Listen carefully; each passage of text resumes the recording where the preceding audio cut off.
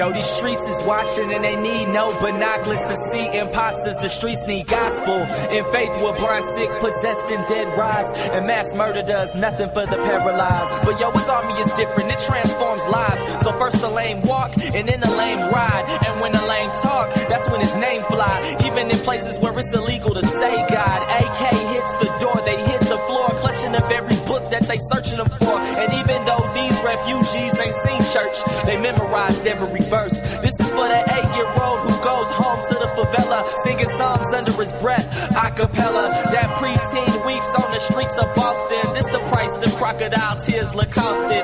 Nails in a back that was shredded like a cheese grater. These lines bring. Hello, ladies and gentlemen. You're listening to Thursday night on the Tim A Radio Show. I'm your host, and we just thank and praise God for waking us up and shaking us this morning and starting us on our way. We thank and praise God for just being great and loving to us. And we love God because He first loved us.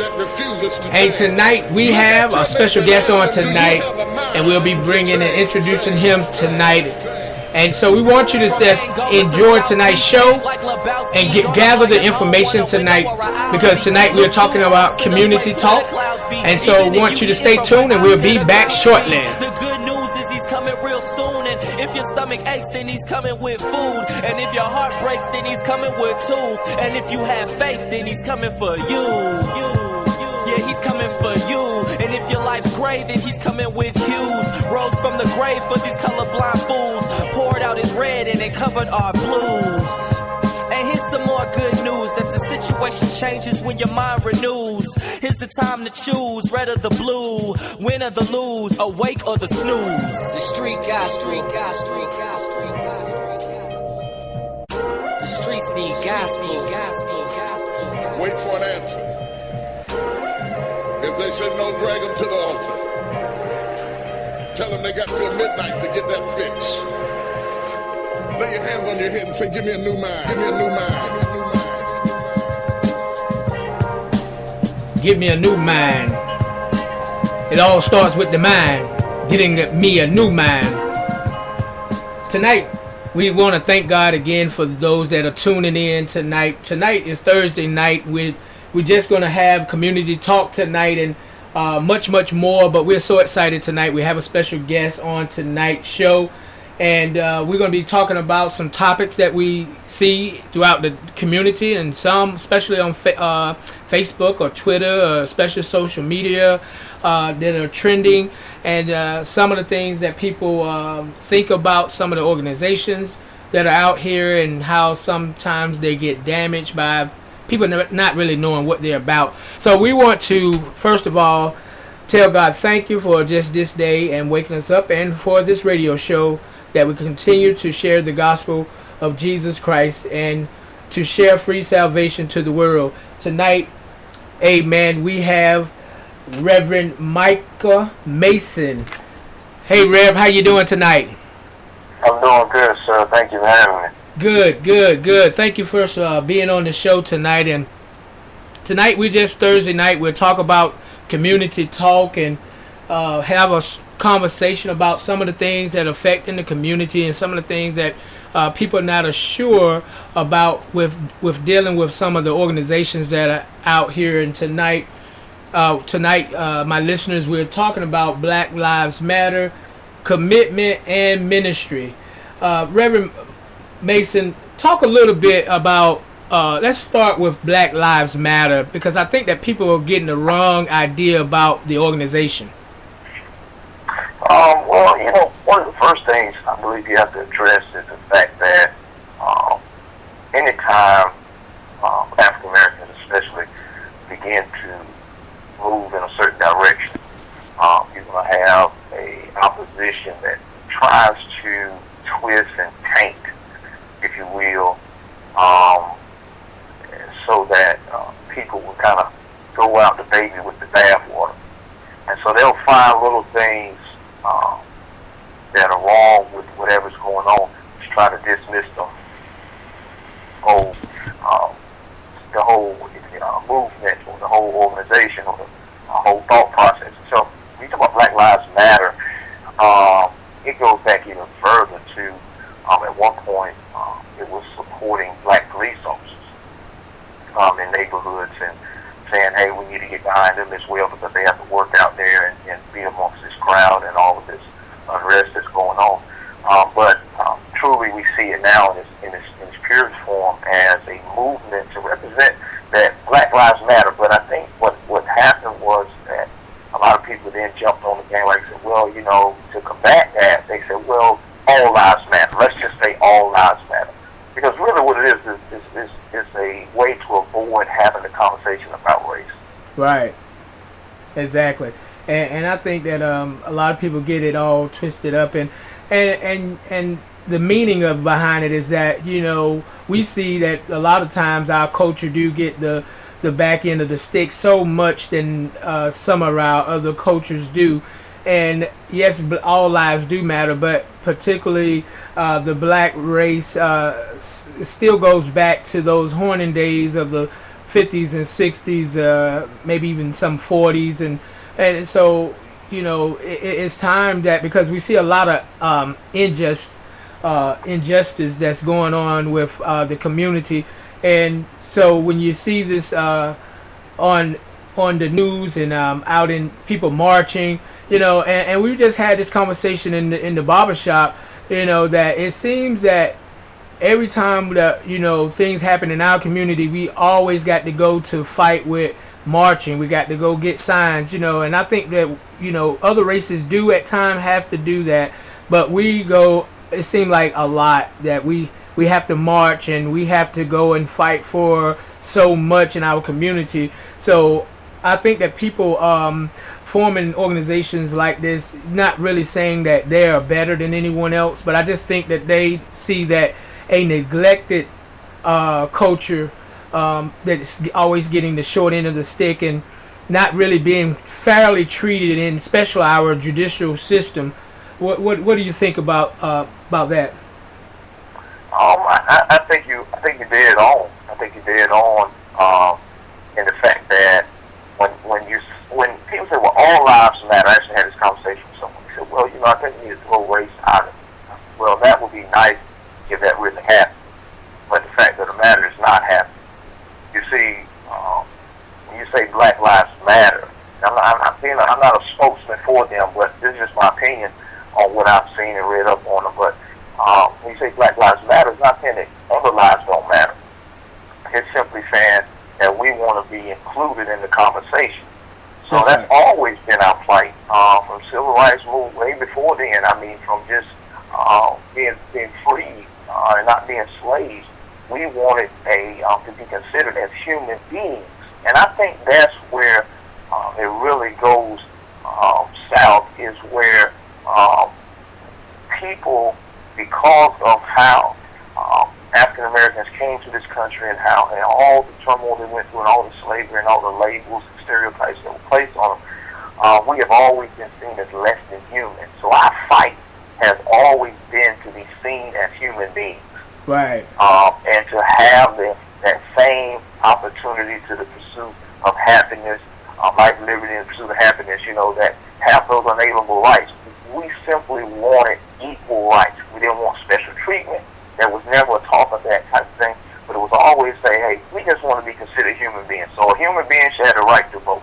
A human being should have the right to walk down the street and not be hung from a tree. A human being should have the right to have a job and not be ridiculed and mistreated and demoted and fired just because of their skin color. So, you know, every movement has been a part of that, and this is just something that has been birthed out of years.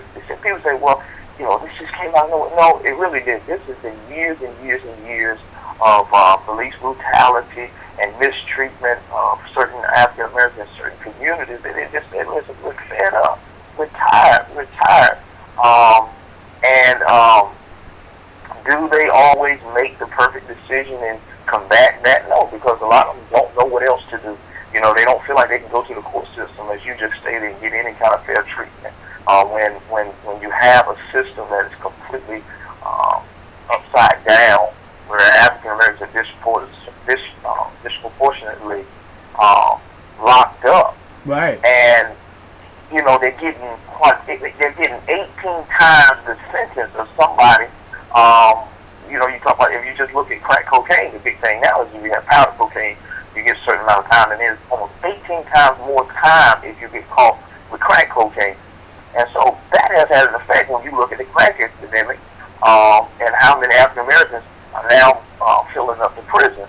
And so when you don't feel like the law will help you, when you don't feel like your legislators will help you or your politician will help you, the only thing you ought to do is go to the street and make noise. I mean, just because you feel like that's the only way my voice is going to be heard. Right, and you're so right on it. And we are the most institutionalized people.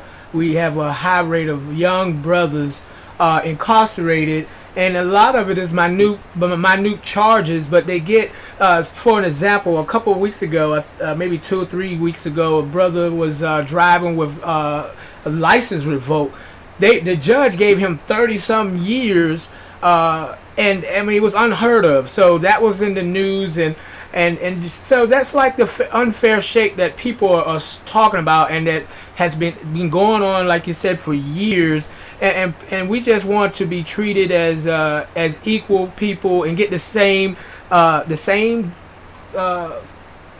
attention that the other ones get. And so our community do have to fight a lot, and you just at a time, and people want to talk about race. Well, the reason that race will always be in America is simply because we are all different. We have different races, and so we have different ways about doing things, and we do things totally different. And so you're going to have this, because even in our county where I live, we don't do. And you know, right in that area.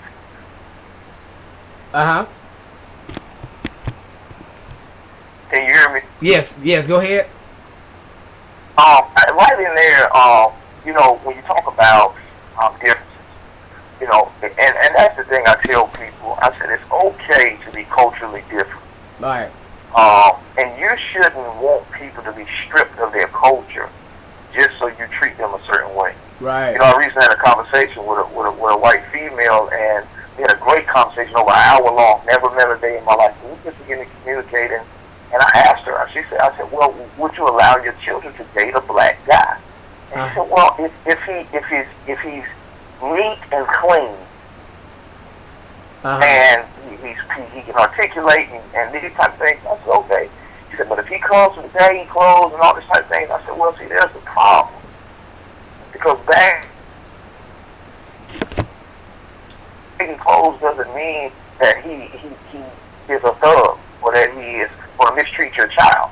I said, but just that one thing will already cause you to write him off. I said, now, if you would do that just for something in that situation, imagine what this whole country is doing to him. Right. And I said, then you come to him and say, listen, don't be you.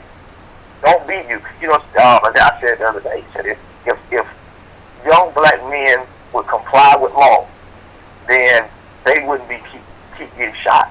And I said, you know, it's funny you say that, because at one time, black people were marching peacefully, and they told them, you know, go home, and you won't get these dogs sick on you. You won't get water hose turned on you. And so, just because you're saying comply with what? Because if you're being mistreated, at some point you have to make a stand. At some point you have to say, enough is enough. And I'm not advocating being violent to a police officer. I advocate, do what they ask you to do. Let's fight it in the courtrooms. Let's fight it peacefully and non-violently as best we can, and let's do it that way. Right. But you can't expect somebody that feels disrespected all the time and to just lay down. And I said another thing. Some of them are criminals, and how many criminals do you know just lay down when the police officer coming? I mean, all of us have watched the show Cops. I mean, how many criminals that they try to arrest that don't try to run? Right. That's what criminals do. But simply saying that just because somebody runs from you don't mean they're a violent offender and that they need to be shot down like a dog in the street. You know, and then and that's the thing that you, because of you say, because as soon as they do something, what they try to do is they criminalize. Right. The young man just killed in Raleigh. First thing they said was he was a blood. He was a blood, and they showed all these pictures of these different gang members. So now it means that his life didn't matter, and that's where the movement is really saying, no, his life still matters. If he needs to be locked up for crimes that he does, that's fine. That's the court support. But to be shot Now, I don't know, we don't know all the facts, but I'm saying if it is that he was shot just because you're trying to serve a warrant, then that could have been anybody. So I think that's where we have to really get back to seeing is that the big deal is that for the whole movement says all lives matter. Let's remember that. But since no other lives are being affected in this way, let's be specific and say, yes, Black lives matter too. Right. And so I think that's where a lot of people get even Black people get a little offended when they say, well, you can't just be saying that. What do they say? Well, white lives matter. When you say that, when you say all lives matter, it's already included. Right. Right, exactly. And, you know, speaking about the incident in Raleigh, from what the news is saying, the brother was not a threat. He was running away. So, and from, you know, and that's a terrible thing. And my heart goes out to the family because even if he had a bad history, you know, that doesn't warrant killing the brother because he has had felonies. And I've seen people and people make the comment of other culture that it was good to have another felon drug dealer off the street. And so this is if you listening to you reading this and you wondering when to where your mind is because you know what happened to the process, the law process. You know it can't they just can't pick and choose what stuff goes to court and have a jury to hear and a judge to hear versus just taking things in your own hand. Now if the guy, now there was 20, 30 witnesses out there that saw that when they jumped over the fences and stuff, they saw it because they was, you know, talking with the media and telling them what they saw. And so clearly when you get shot in the back, it doesn't seem to me that if, you know, if I'm a danger to you, and then I'm going to be facing you, so there should be some evidence of, okay, I'm going to be hit from the front, but if I'm hit from the back, that means I'm getting away from you. So now you're not in danger anymore. The police officer's not in danger anymore, and we are seeing this so much over the course of America. And you know it's like, okay, the more that we march, the more that the community try to come together. It seems like every time you turn around, something like this comes up. Now this mysterious email has come out. They're supposed to be sent to the officer, threatening email. And I'm trying to get people to understand that you have people sitting in the back behind the screen that these hate groups that hate cultures. And they're racist, and they are starting instigating this stuff. It could, you know, they want it to seem like it come from the community, but it actually came from them. And then it gets to the media. The media now, everybody's gun happy and trigger quick. And so we go ahead. Oh no, I was just agreeing with you, but I would go back to a comment you made that you know. About the particulars of the case.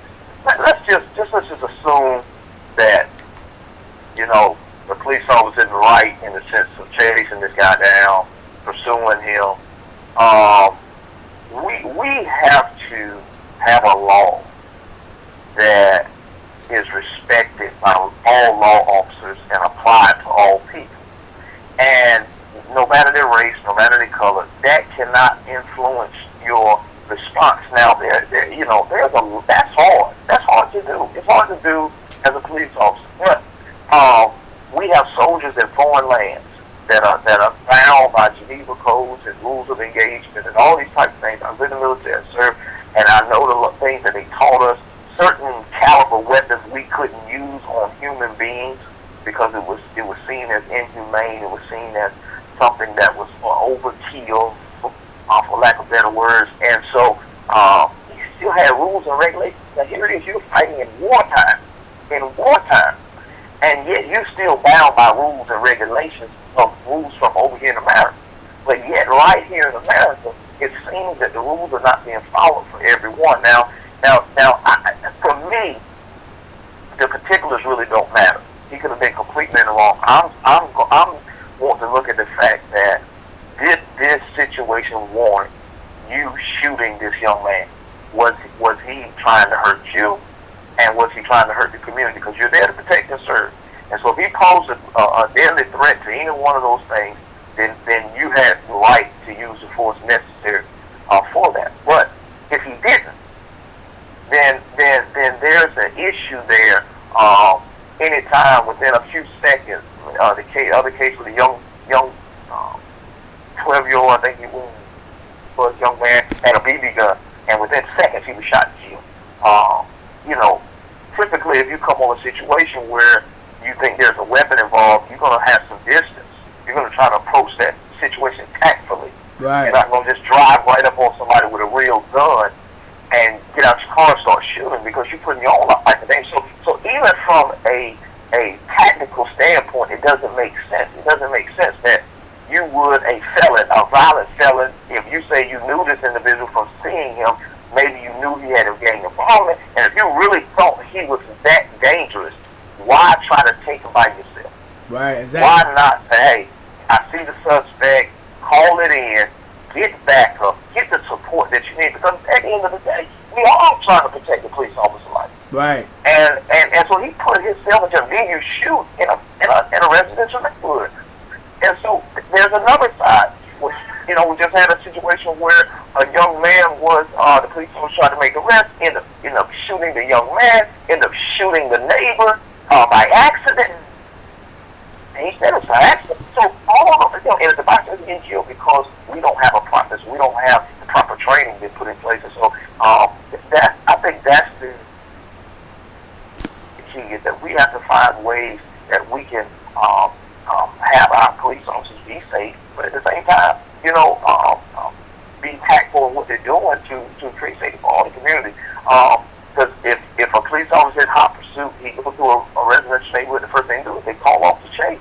They say it's not worth endangering all these people's lives for this suspect, no matter what he was guilty of, unless they're sure that this person is, like I said, is still posing a threat to the community. And, you know, if a state convict, yes, you have to do what you have to do. But you're not talking about the type of situation. Every time we come across one of these situations, the people say, well, if you comply. I said, okay, well, Eric Garner was down on the ground being choked continuously. The young man in D.C. or Baltimore, he was already arrested and come out with a severed spleen, I think it was, a neck or whatever it was. And, you know, I'm just saying, you have situations where people are already arrested. Sandra Bland, they're already arrested, still coming up dead. Right. And so this is where all the animosity, I think, and all the frustration is coming from. Right, and so many things are, and I think too the media fuels this with, you know, when they say white police officer shoots unarmed black man, and they fuel it so bad, and that's the monster, and you know that really we have to realize that they feed off of all of the negativity that's going on, but the community and the officers now, I feel like the officers in the community, it would be nice that if officers live in the community and know the residents and then talk to them, because a lot of time I'm finding out even from some of the clients that officers don't know how to talk, even in our area, don't even know how to talk to people as people. You know, they yelling them, and so that fuses up things too as well. So I think that they still should have the respect and courtesy, because, you know, we look at America, we see all of the officers and what's going on now with residents in America, but just look in Britain. Those brothers over there are law enforcement. They don't carry guns. They actually have batons. You know, and in China they have some of them have the batons and the bamboo sticks. So they don't have weapons. You don't see them carrying around guns or assault weapons. And how can they manage their people, especially in England, London and Britain? How do they arrest somebody with a baton?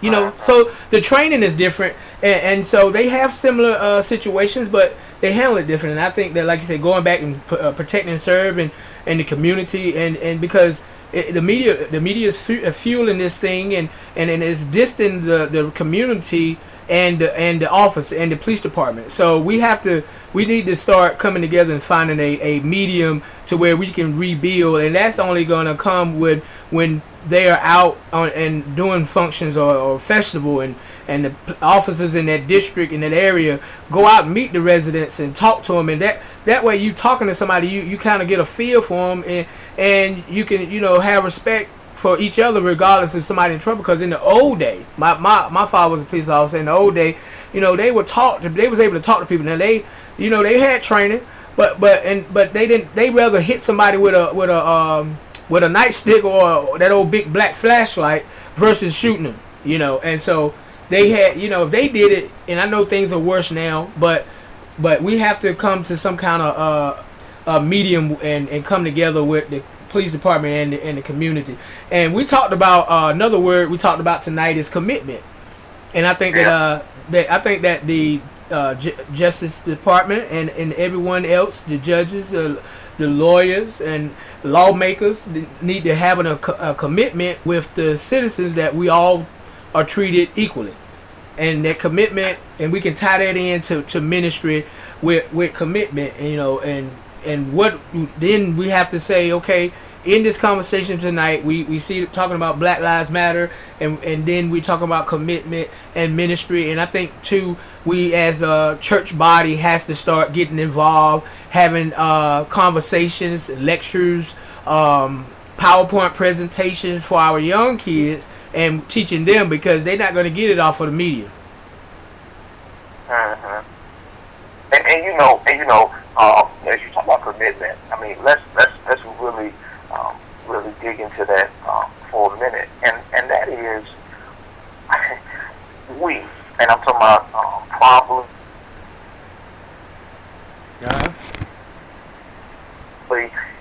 and down are really lacking commitment.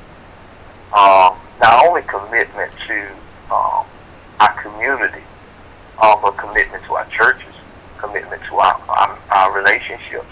This is why you see a high rate of divorce. A lot of people are what they call church hoppers. You see them going from one church to another church because they're not committed.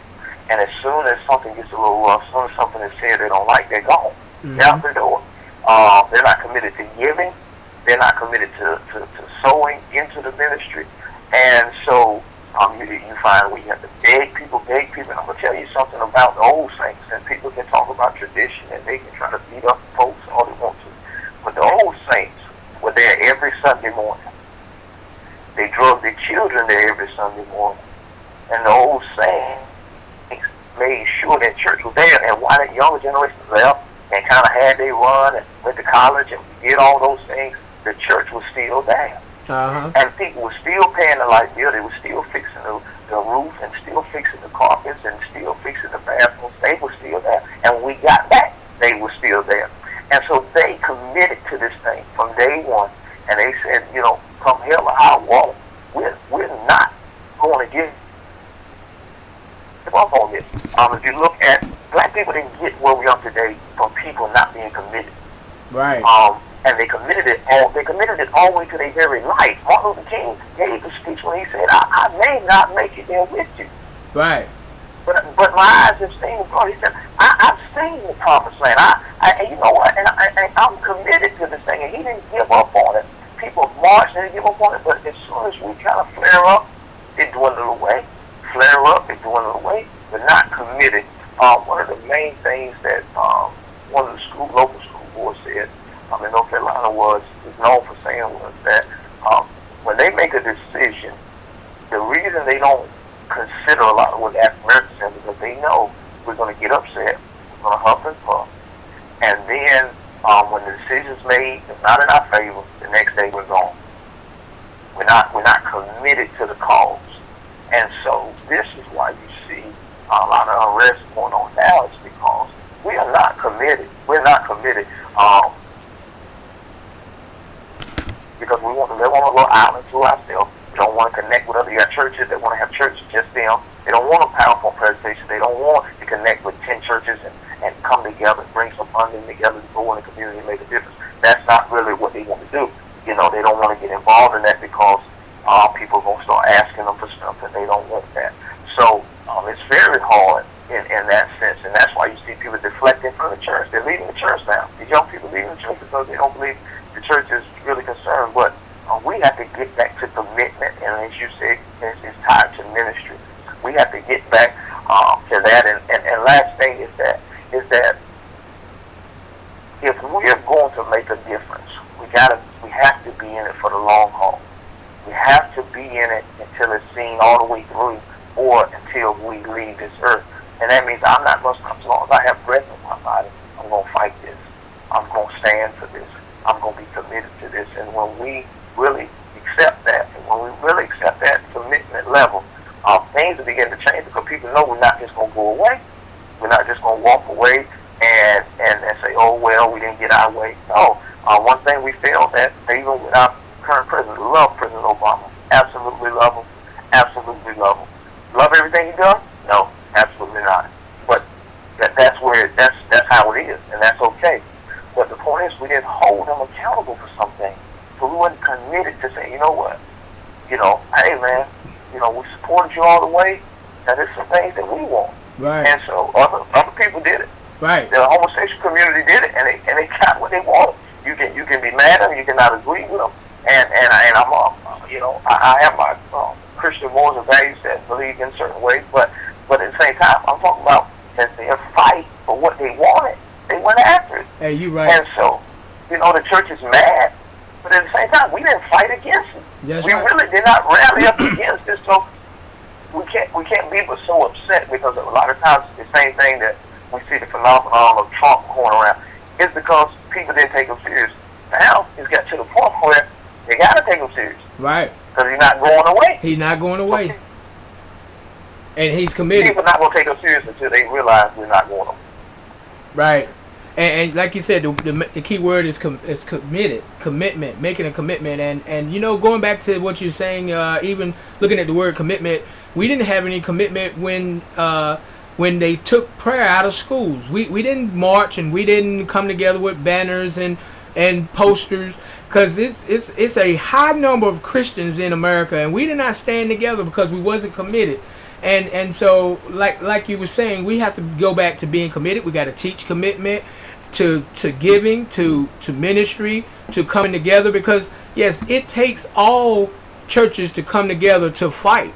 It's going to take all of us. I mean, all of the churches that march, all of the people all across different places in different states march with Martin Luther King. These are people that went to different churches in different states, and they came together as a people, and because they was committed, because they was tired of being treated the way they were. But here in a ministry, we have to be committed, and I think that it's time for us to take hold onto other churches. Back in the day, you know, people fellowship with one another. When I was growing up, and they had the training institute, we had all the churches around would come, and we would meet at a location for that week, and you would know somebody that go to another church. But we've gotten away from that. It is, and we're not being committed as you stated, because our children, you know, don't understand the value of being committed to anything, because we're not really showing them how.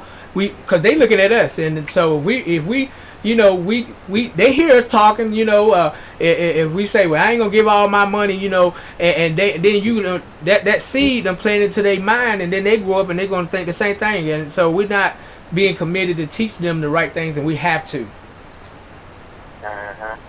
Exactly. Well, brother, any final thought you would like to share with our listeners tonight? I know we covered a few things, and especially to try to straighten out some of the mishaps about the organization, and we're yes. I would just reiterate what we closed on, and that is, if you're in the church, get committed. If you haven't done all that you can do to make it work, you can't possibly give up on it.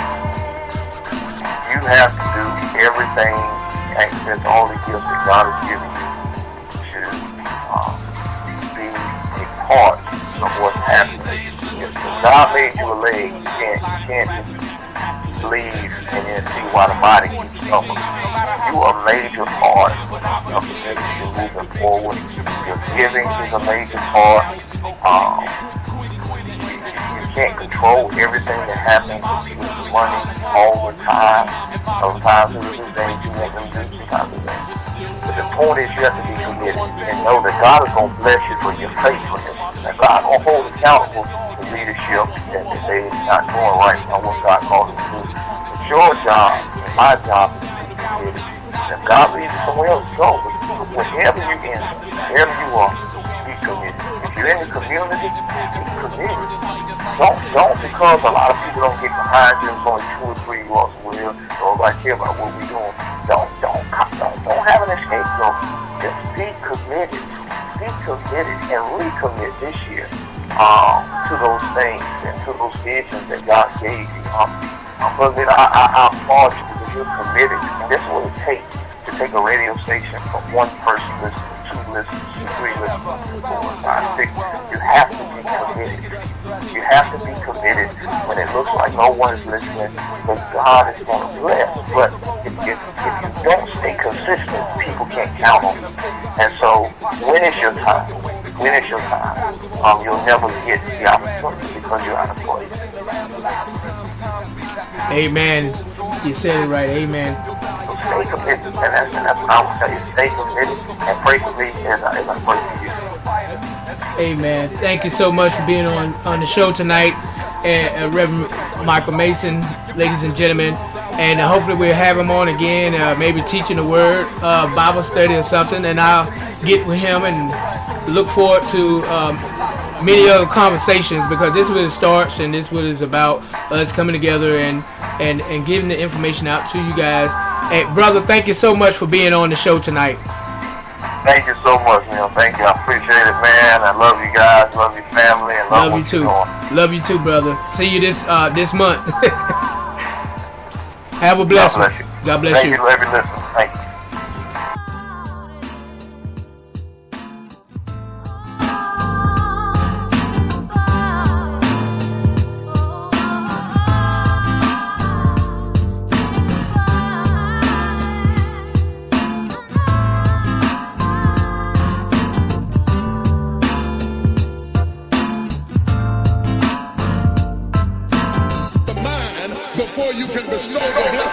All right, we want to thank Reverend Micah Mason for being on the show tonight in Community Talk. We're having just a short conversation about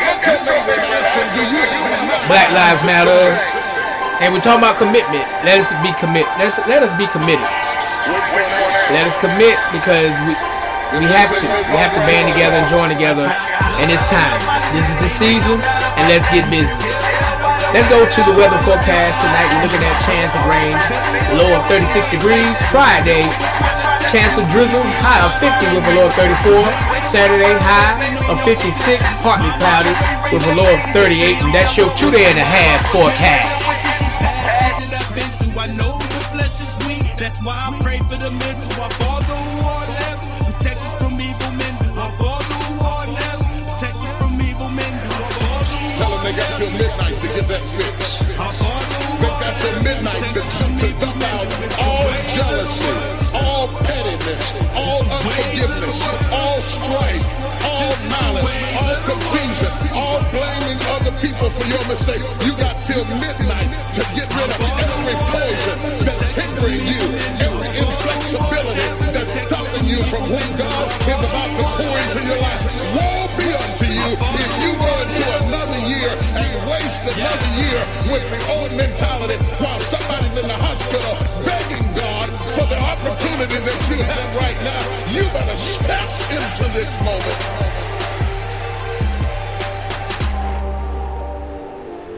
Hey, the Word of God says, commit your work to the Lord and your plans will be established. This is the Lord telling us to commit your work to Him and your plans will be established. He's going to work those plans out. He's going to make them plain. He's going to make them straight. But you got to commit your work to the Lord. And it's got to be all about him, and when it's about him, everything else will fall into place. And we as a community, we got to start praying. And I said this on the last segment, that we have to come together as a community and pray. We got to be committed.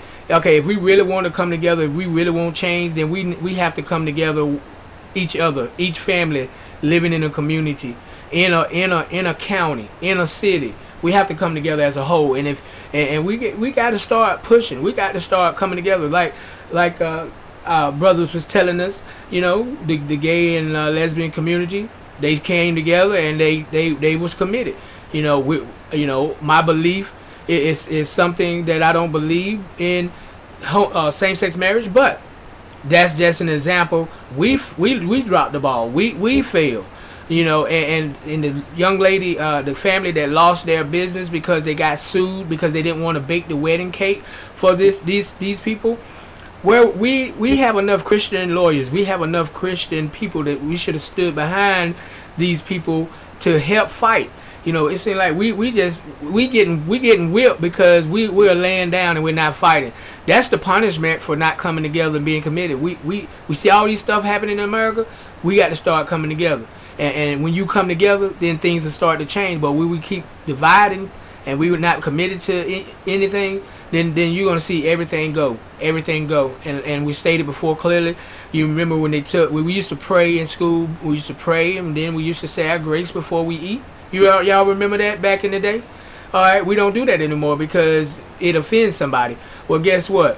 We didn't stand. Nobody stood. If America stood together, then we could have looked at the issue more wholly, but no, we didn't. We didn't do it, and we got to be committed. And we want to thank him again for coming on the show, and thank you guys for listening in. And we're going to continue with your voice on the TMA Radio Show.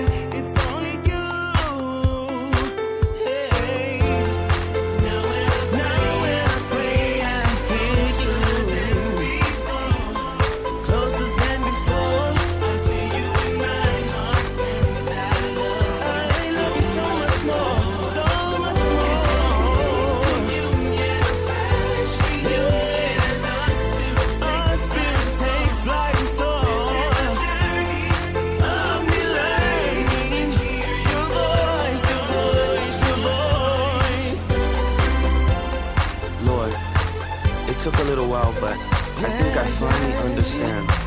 I have to be totally in tune, totally surrendered to be able to hear your voice. It's definitely not something that comes overnight, but it's something that is acquired only through reading and understanding your word on a daily basis. You have to hear with your spirit and not with your ears. I get it now. So until the next time we talk, this is your servant, Tripray. Amen.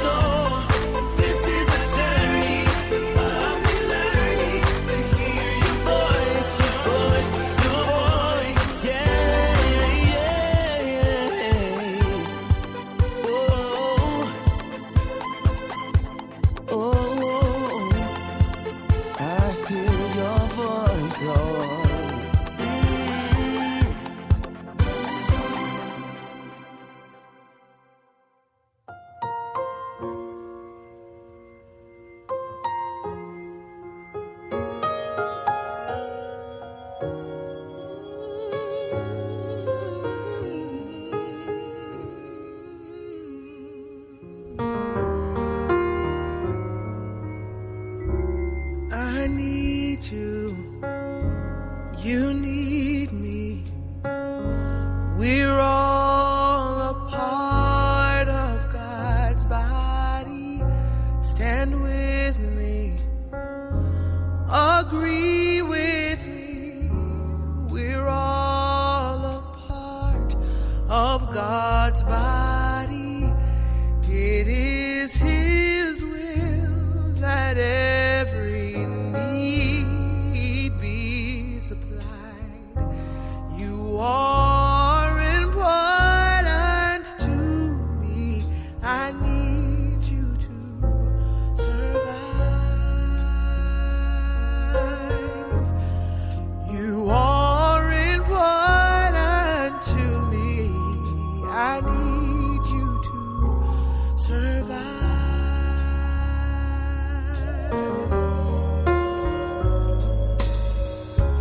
I need you, you need me. We're all a part of God's body. Stand with me, agree with me. We're all a part of God's body. It is His will that every need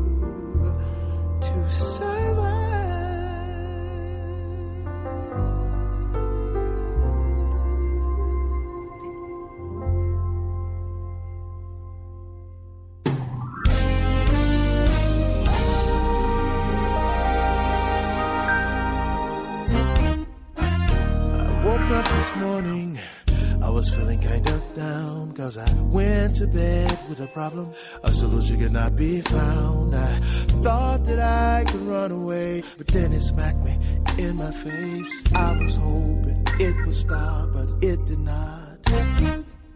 See, if I'm gonna have to deal with this, God, you must take control of this, cause I have no more tears to fall. My pillow and sheets done soaked them all. I get down on my knees to pray, but this thorn in my side won't go away.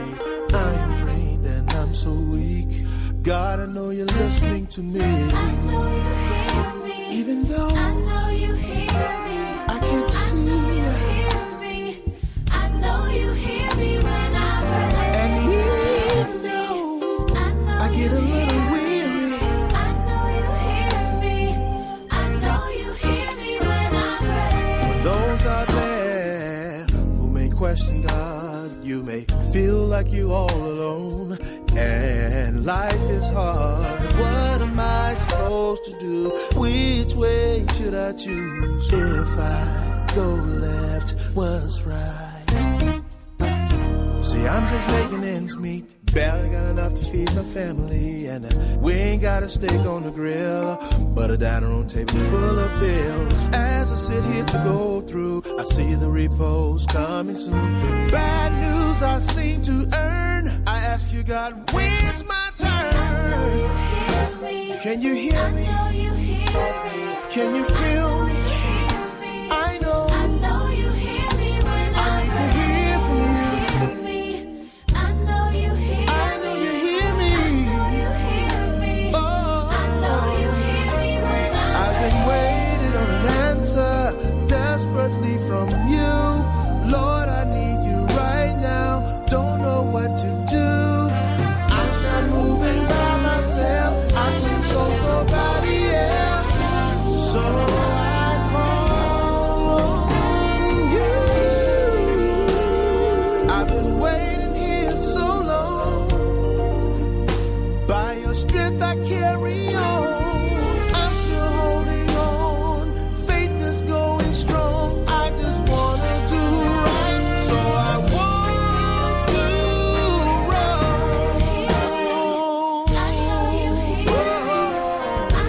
I know you hear me. Hey, I want to just thank all my listeners tonight that tune in tonight to listen to the broadcast on Community Talk tonight, Thursday night. Look for us on Sunday between the hours of 7 and 8 p.m. and we'll be in starting the week. Invite somebody else to tune in to the show. And know that God always hears your prayers, and you need to be faithful and be committed. We got some work to do. We got some work to do, and we want to say we're here to help one another. So just enjoy your weekend and be safe, and pray for somebody that's in need, and help somebody if you can help them when you can. I love you with the love of the Lord, and we thank God for being in the midst of this radio show as we continue to grow and do what thus says the Lord. All right, so have a great weekend, and see you here on Sunday. And remember, every third Sunday at 7 p.m. will be the hour of power with the word. The Circle of Love Prayer Partners Group and the TMA Radio Show will be bringing you that every third Sunday.